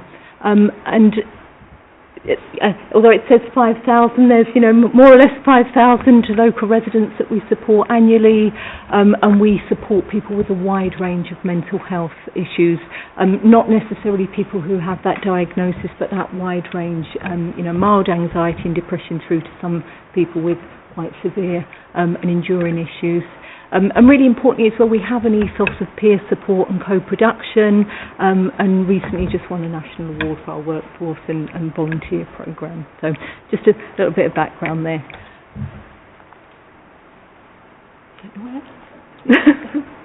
Bear with me. Yeah. Oh, there we go. There we go. So just a little bit about the early intervention service. So obviously borough-wide, and we support adults 18 plus. And the reason I've put about service access through self-referral, professional referral, but also outreach as well. We've recognised that not everybody out there recognises that they have mental health issues, and a lot of our referrals actually come through our outreach programme. And the main provision that we have, we're looking to support people to access self-care and really preventative support in the borough, and support to navigate our other community resources as well. Really important part of the work we do, and we do that through one-to-one provision, therapeutic groups, peer support groups, and also digital face-to-face provision as well. So really trying to help people to have access to a wide variety of service provision. In our next contract period, we'd like to focus on some of the underserved groups in our local areas, so recognising where some of those issues are lying, some of the people that aren't accessing the support that they're entitled to, and reaching out through our assertive community outreach programme. And as our colleagues at the partnership have already mentioned, looking at that delivery across the borough, because we recognise that we're a very elongated borough. A lot of services tend to be based here in Uxbridge, but we're recognising the need to have community outreach in those different areas as well. And really importantly as well, training up the local residents, training, awareness raising, and helping our colleagues in some of the smaller community organisations as well through mental health first aid training as well. And again, as we've already heard, that focus on partnership working and collaboration both with our statutory services and our colleagues in the third sector. And also as well, you know, private companies as well. That for us is a way of bringing in extra funding that supports the delivery of the service as well. So we'll go out and we'll be delivering mental health first aid, mental health employment focused training, that type of thing. And really thinking about our services alignment with the Care Act, you know, a strengths-based, person-centred approach, integrating trauma-informed practice, and really trying to promote resilience building as well across our communities as well, and promoting well-being.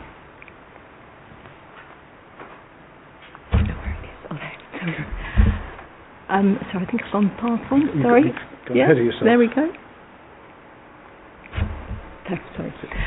So just thinking about how we integrate and complement our existing services, so thinking about our service as that preventative service, helping people to recognise the early signs of mental health issues, trying to develop people's resilience, and looking at the social and economic determinants of mental health as well, and helping people to overcome some of those practical issues affecting their mental well-being. You know, with regards to our colleagues in our community mental health services, you know, we're not there to diagnose. That's very much their speciality, and we're not there to give out clinical treatment or diagnoses or looking at complex care. It's about that early intervention. And again, we don't have a medical model. It's very much strength-based, holistic, and community-led as well. Where necessary, we identify where cases need to be referred on to safeguarding, so liaising closely with our safeguarding partnership and our colleagues in adult social care, and also the community mental health service. So we have good established relationships across the board, where we have easy transfer of data where necessary, to ensure that our residents are kept safe where necessary, but also as well us providing that step down service for our statutory partners. We have shared assessments, joint care planning, involvement in different MDT meetings as well. And the main outcome as well, we're looking to help people to maintain their independence and reducing that crisis escalation and reducing the demand on our statutory services as well, which hopefully we've demonstrated in years gone by as well. Sorry, very sensitive all of a sudden. It's a hair trigger. Apologies. No, I can go back. I think I'm in your way, Eva. I think I'm blocking. Apologies. That's it. There we go. So just thinking as well about some of our key strategic partnerships. We've spent a long time developing this service over the years, and we have, key partnership working with a variety of partners here in the borough. So well-established partnerships. And I've just put a few of them. It's not limited to these, but particularly we work very closely with the GP Confederation. We have a lot of referrals come through the GP practices. We work very closely with the social prescribers and health and wellbeing coaches, and looking for that timely and holistic intervention for residents there. Adult social care goes without saying. We look to promote Care Act and needs assessment, and also looking at safeguarding and strength-based planning as well. So we work very closely with our service manager from the mental health social work team. Local education providers as well, thinking about early signposting for a lot of our younger residents as well, so the local colleges, the local universities, not just looking at student well-being, but also looking to deliver training, interventions, and offering student placements which help complement our service as well. We've got a couple of social work students on board at the moment. So providing those ongoing learning placements and being a learning provider as well is really important to us. And that, as I said, enables us to have more expertise within our service. We sit on a wide variety of panels as well, so we're looking at joint risk management and information sharing, and really feeding back up as what we're seeing on the sort of front line, as it were, within the voluntary sector. And as I've already said, we're part of that wider Mind Federation, so we're able to put into place relatively innovative working. Co-production is a key part, and we have our Mind Quality Mark inspection, so we have to ensure that we meet that standard, so we've got that coming up.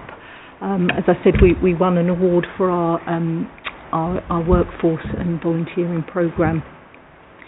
So as well, we have an established partnership with many of our third sector partners, and we're always looking to make sure that we're going out into the community and supporting some of those smaller community organisations as well, like I said, with outreach, training, offering sort of peer support training, and going out and doing workshops and that type of thing.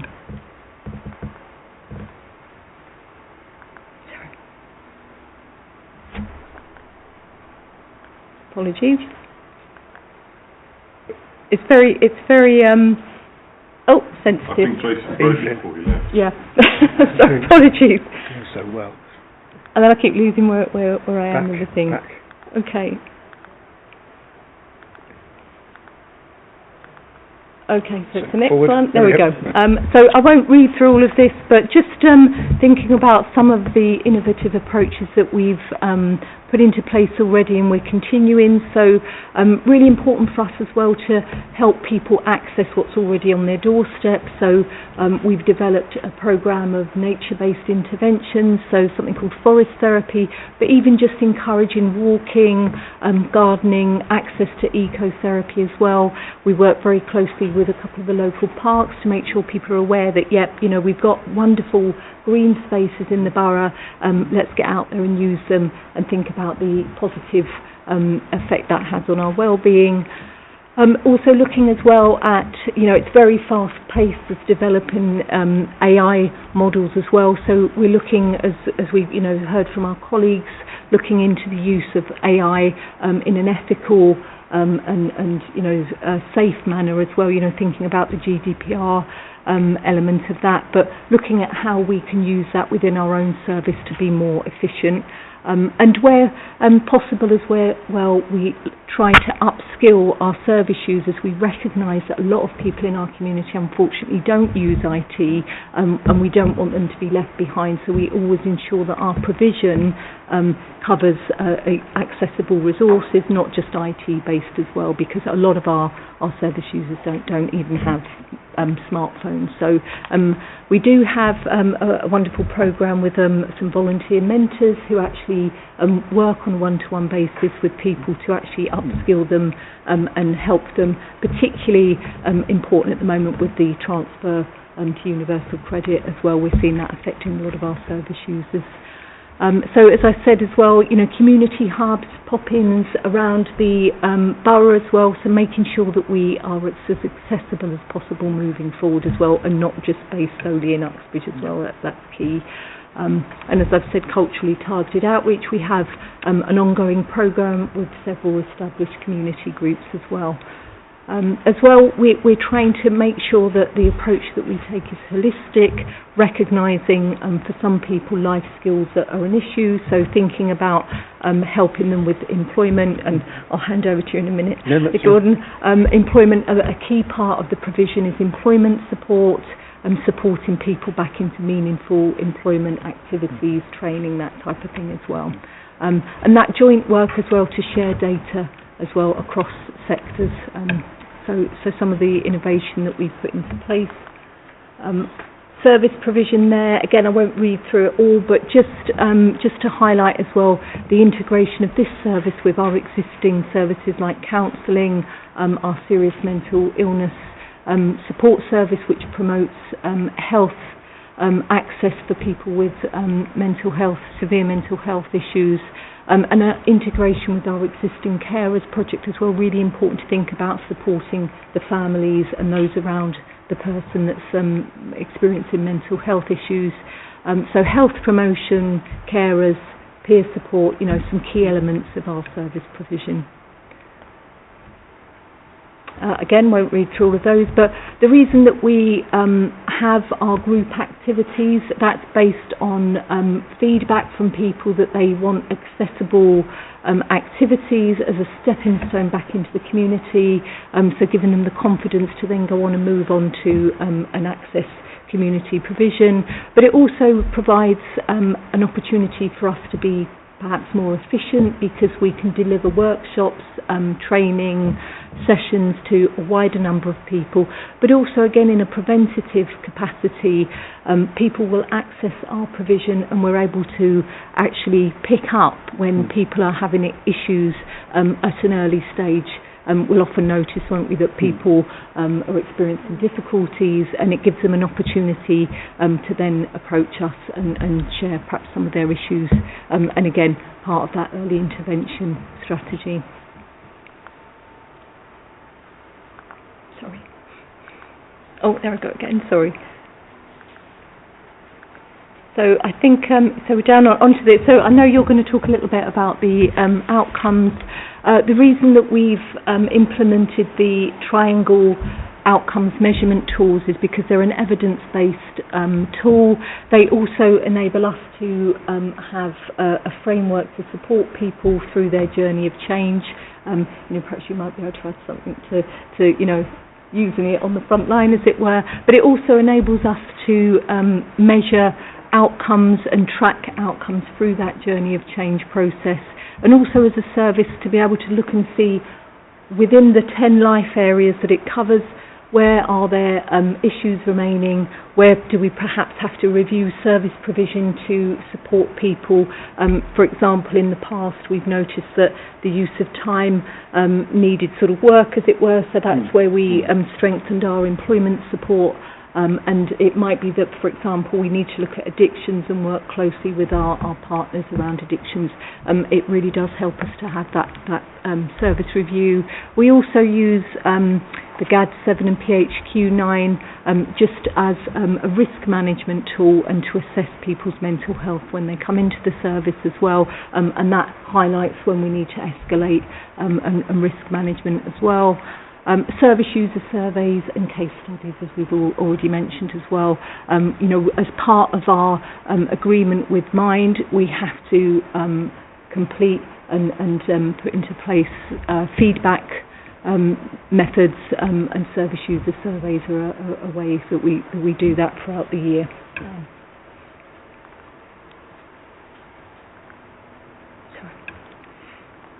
There we go.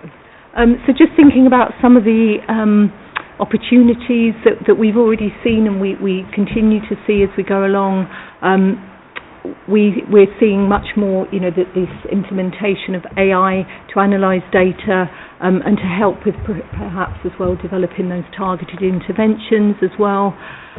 Thinking as well about population-specific support as well. So within Mind we have a strong focus on, as I said, those underserved groups. So we'll be looking at specific provision around the LGBTQ and racialised communities, and working with our partners as well around neurodivergence, as we get a lot of referrals for people with neurodivergent issues. We continue our development of our volunteering and employment, promoting that to our service users as well, where possible, upskilling our own service users and carving out roles for them within our organisation is really important to us, and our ethos at Mind is very much around that as well. So as I said before about the early identification of needs, and being able to respond to that, and in partnership with our other, you know, the other providers in the borough as well. We like to think that we can have a voice within the borough and within the wider mental health community. So, you know, we're able to feed back to our national Mind partners as well, where we see emerging issues and where we feel that, you know, there needs to be development of resources or strategies as well. Obviously as well, being voluntary sector, we're always on the lookout for additional funding, additional ways of raising money to enhance the service. So a lot of that is around our delivery of training, also as well looking at other funding streams as well, really important as well. So we continue to do that. And upskilling our wider workforce, upskilling social prescribers, GP staff, other community partners as well, so that they're equipped with the tools and the strategies to support people at an early stage, and prevent that crisis escalation as well.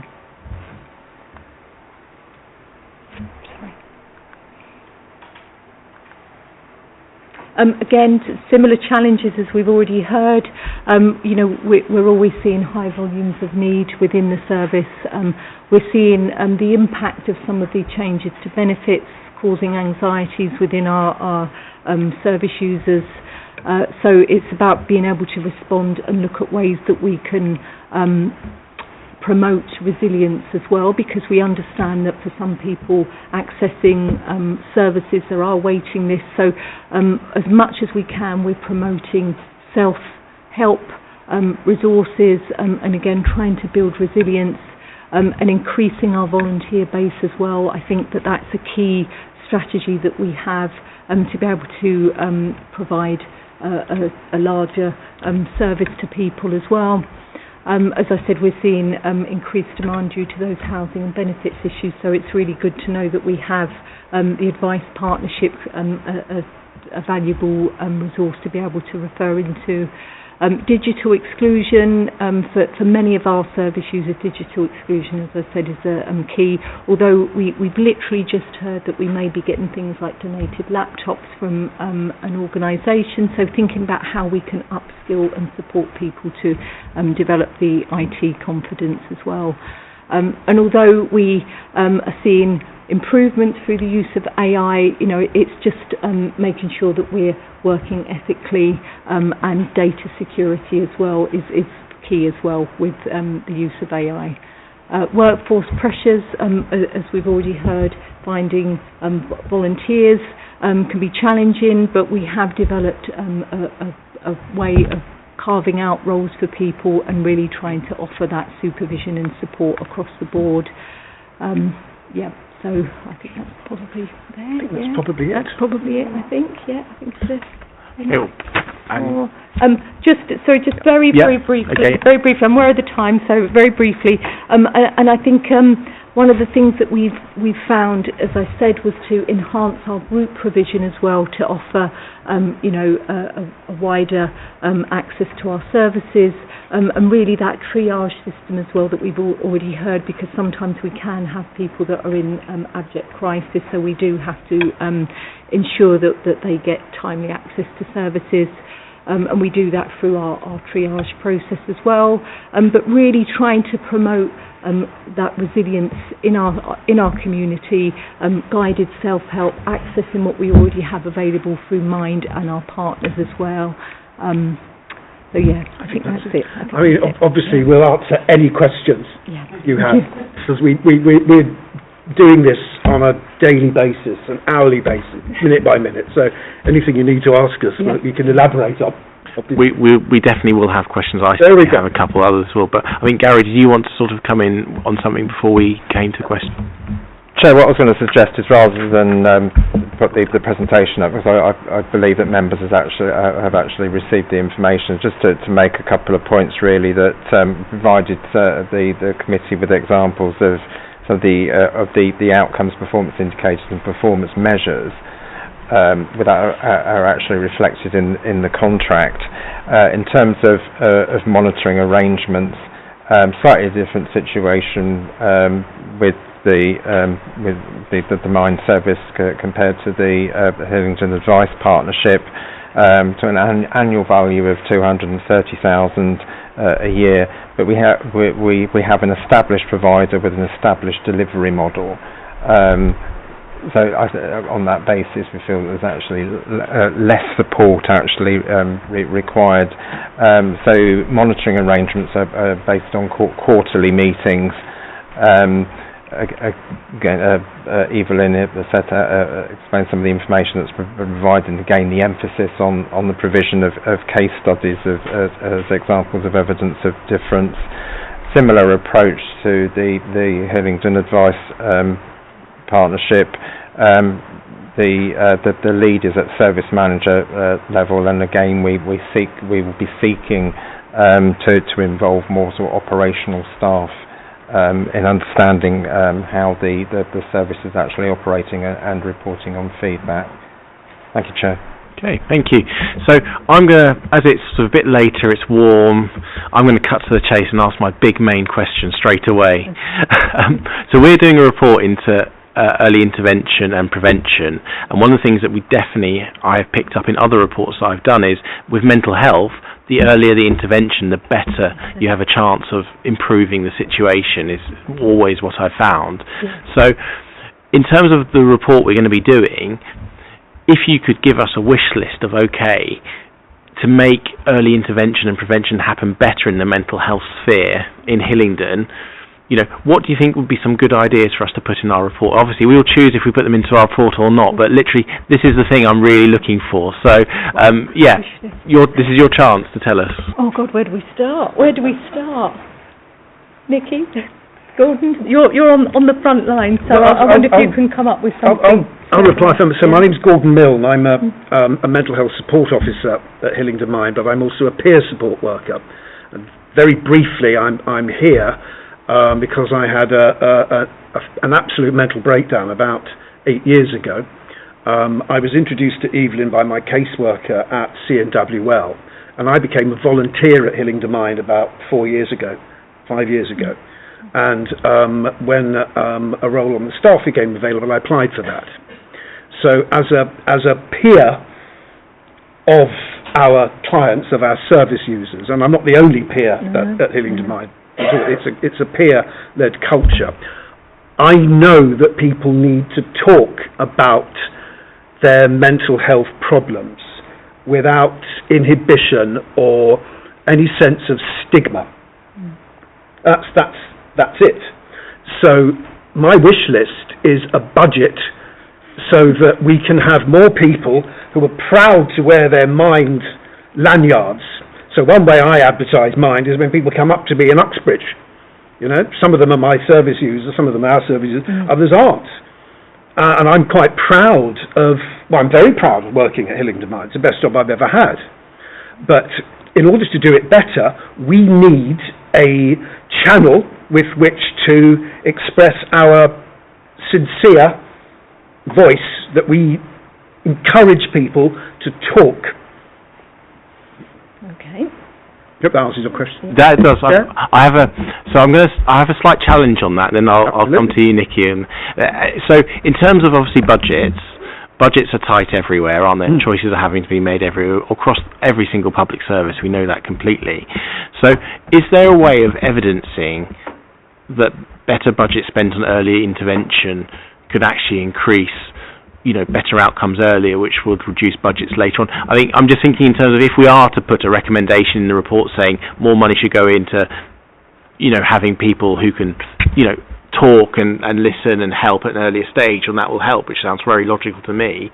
But if we are going to make that argument, we need to make the argument in the way that maybe those who have choices on budgets they will have to consider it. So is there such a way of trying to work that out or anything?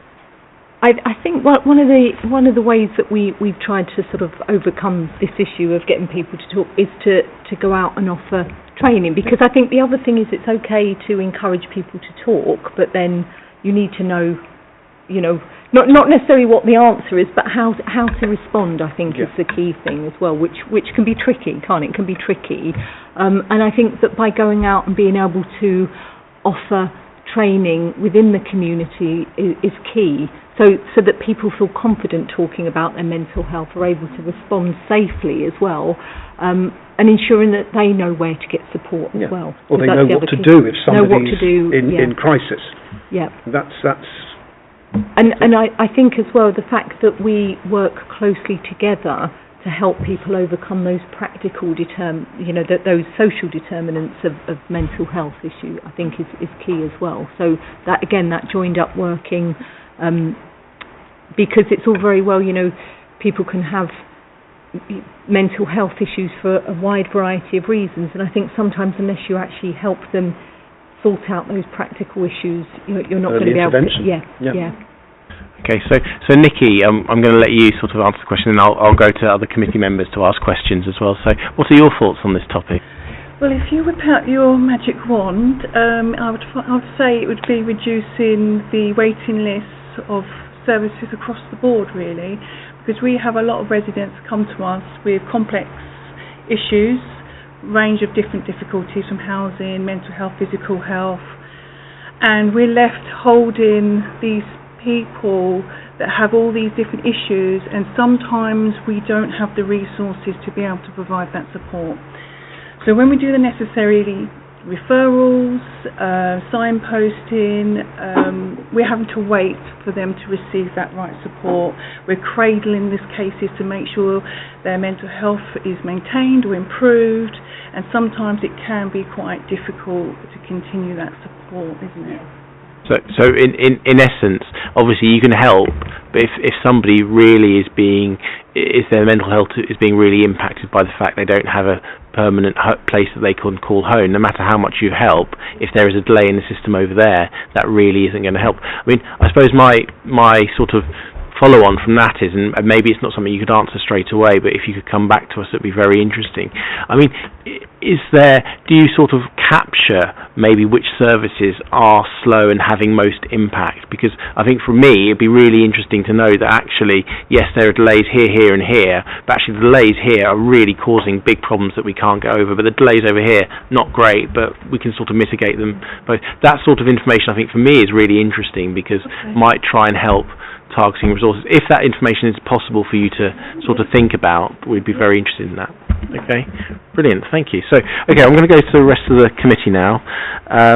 Councillor Nelson, you had your hand up first, I think. I do. Thank you very much. And the work that mine do is absolutely marvellous and wonderful. And if you can get more money and we can help you to get that, would be welcome. But one of the things I just wanted to publicise in regards to mine and what they do, we've got a lot of allotment across the borough. And you're using some of those allotment to help people in crisis. And I know about that. And getting more people involved in that way might be another way of showing what it is that you do, because a lot of that work that's going on on the allotment and around the allotment doesn't get publicized that much, and it does help because I've sit down, they've got coffee, people walk with their coffee, they walk with their biscuits, and it's amazing to listen.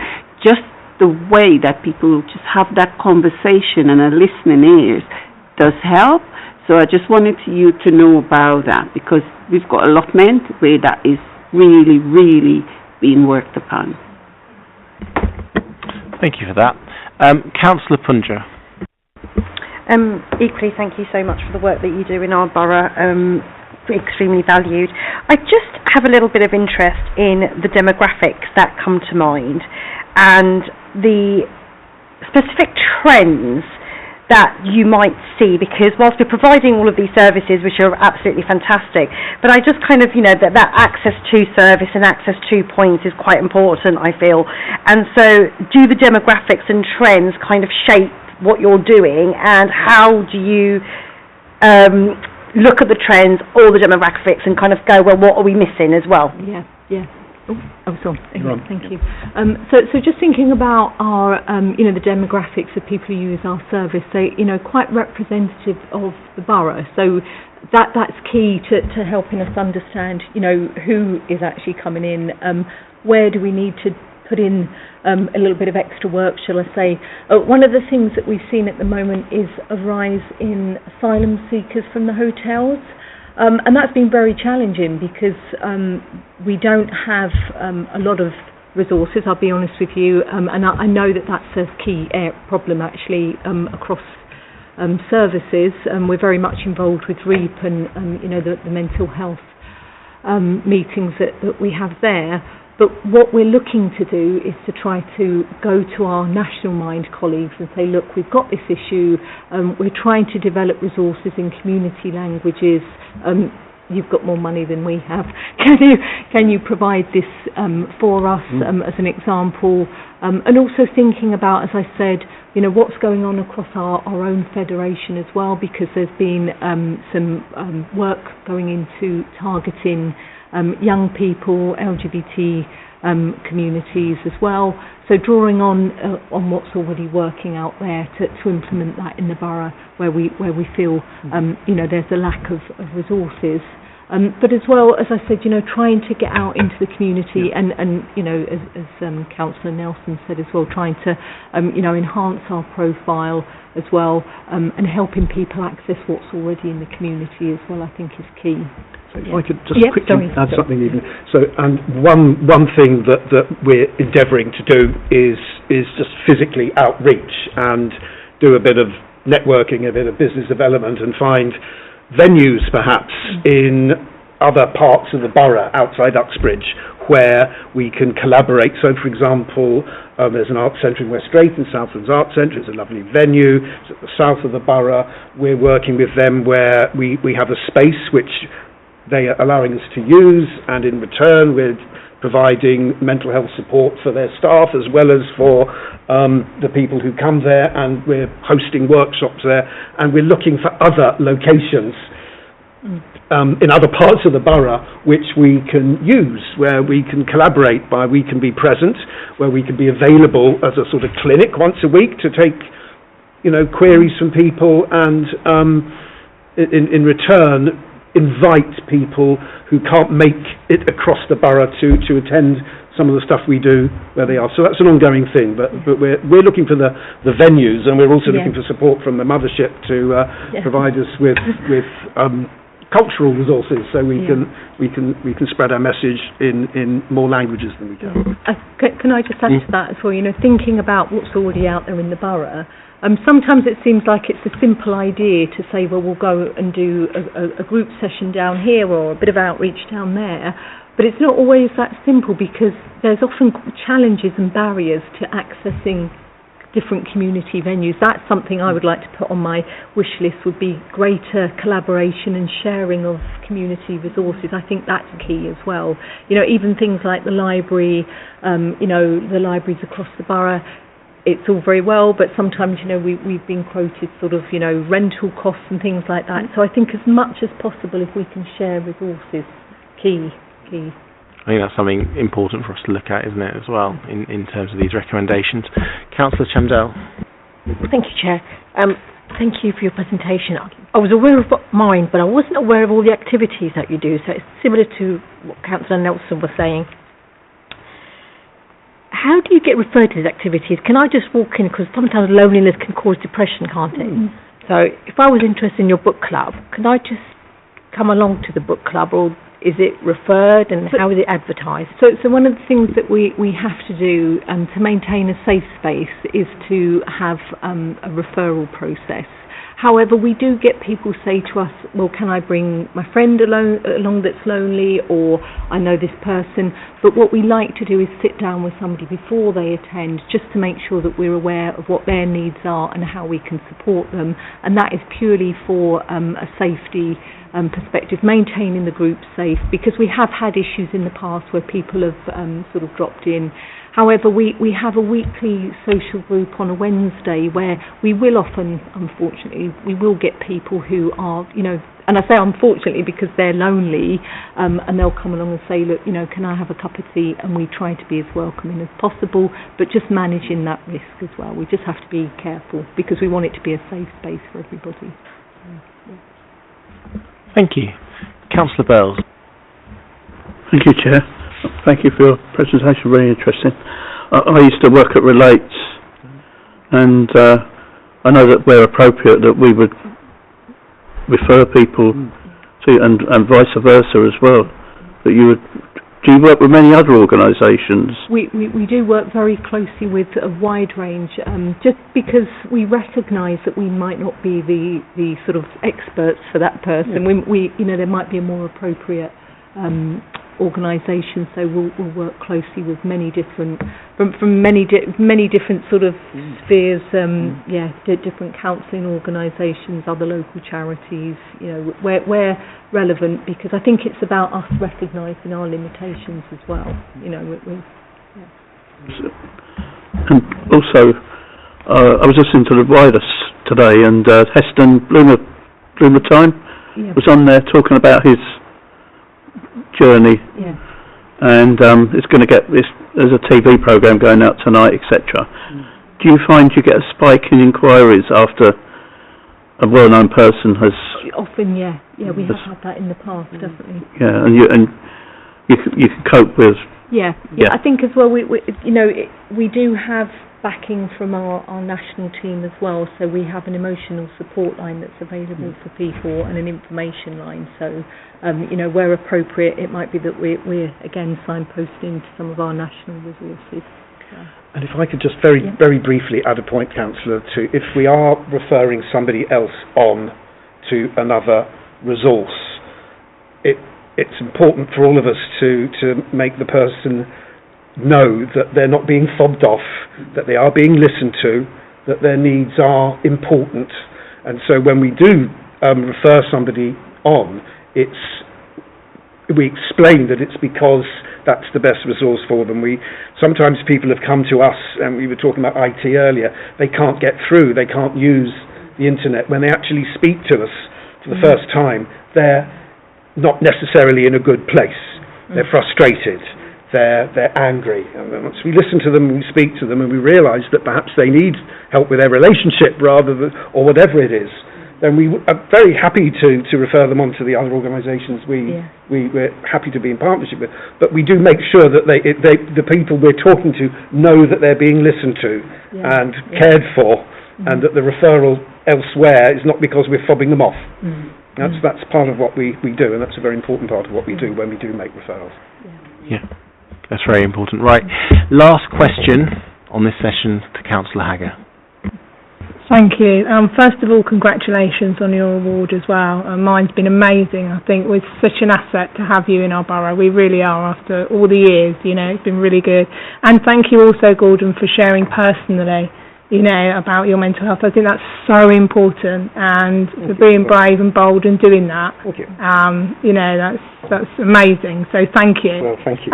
My question is, what do we see in Hillingdon being the biggest growth area of mental health, and what age is that? So is it younger, is it older, is it stress, anxiety, is it burnouts, but what are we seeing a big increase in, and how again can we help with that prevention area? I think can I hand over to you, Nikki? Maybe young people, I think, issues with young people's mental health. I was at the young people's lead on the project, and they are very, very difficult to engage, motivate, keep focused throughout the whole project. Sometimes they don't even want to answer the phone, but they ask for help, so you do try and help. For me, it's about being patient and listening, working in collaboration with the schools, helping them promote their attendance because they had issues with attendance. They may have family issues. It's helping them resolve any issues they have, but also helping them recognise their strengths as well. But it's very challenging just to motivate them, wasn't it? It was, I think as well, housing, I think, is an issue, and it's a very, very difficult issue to be able to support with practically. I think housing has to be one of the main issues, and the cost of living. Cost of living, I think it's not just about people on benefits, but it's also what I would consider the working poor.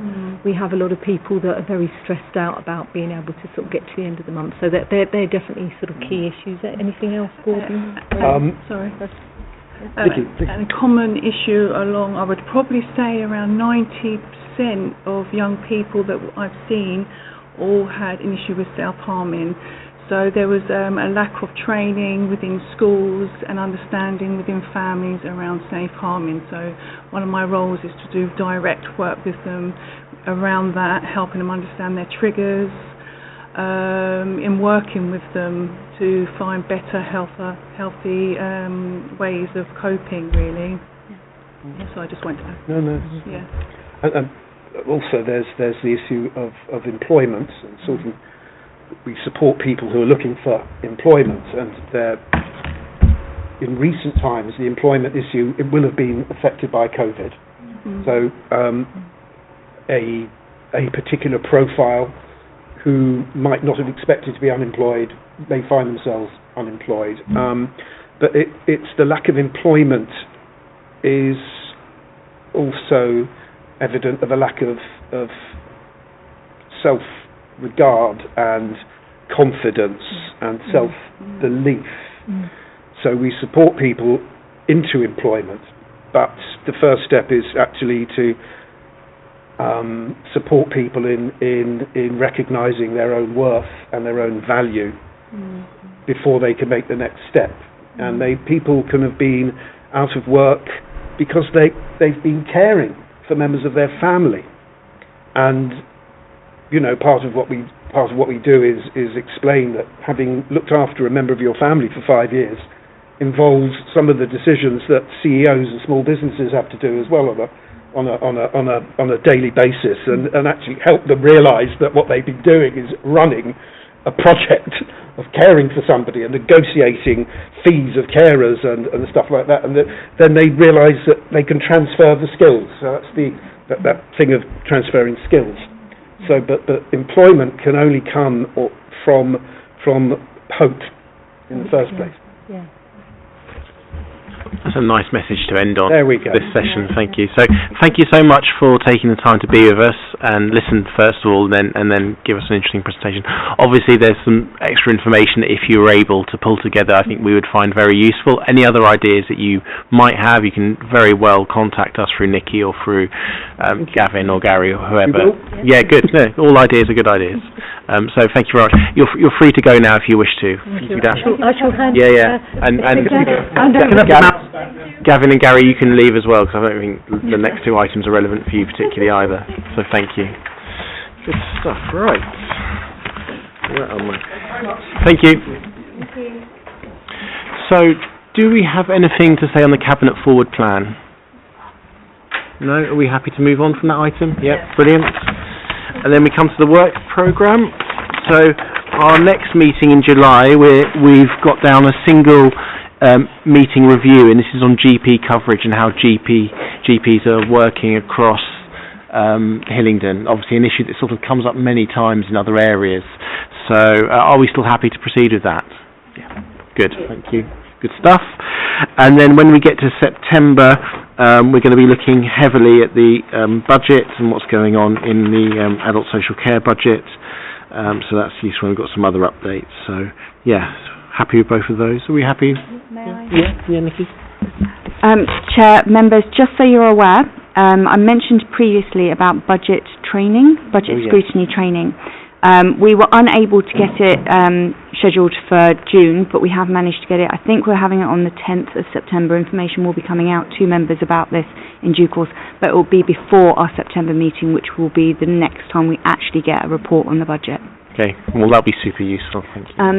Also, I don't know if members actually clocked this when he said it, but Gary mentioned earlier about the possibility of having the Carers Trust in as another witness session as part of our adult social care early intervention prevention, and said about having it at our October meeting. We don't actually have a meeting in October, and what I wanted to ask members was, do you want a meeting in October? Because I think in terms of the availability of Carers Trust, they're not going to be able to make it for September, and I don't think they can make it. I think November's going to be too late. I mean, it's easy for me to say, because I'll be forcing everyone else to do extra than everyone else, but I just look at September's work programme as well, and I think some of that should be shifted. If we had an October meeting looking at meeting the Carers Trust, which I think is important, and we could shift some of the other stuff into that, because September looks really busy, so I personally would favour an October meeting, obviously, and I completely understand if we couldn't have if we couldn't have full attendance, I completely understand because it's random, but I think it's a good idea. So should we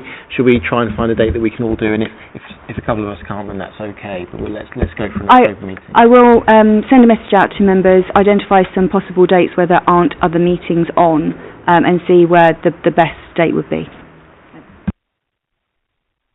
Yep, good. Were you happy with everything else? Brilliant. That's it, isn't it? Brilliant. Okay, thank you very much. The meeting is closed.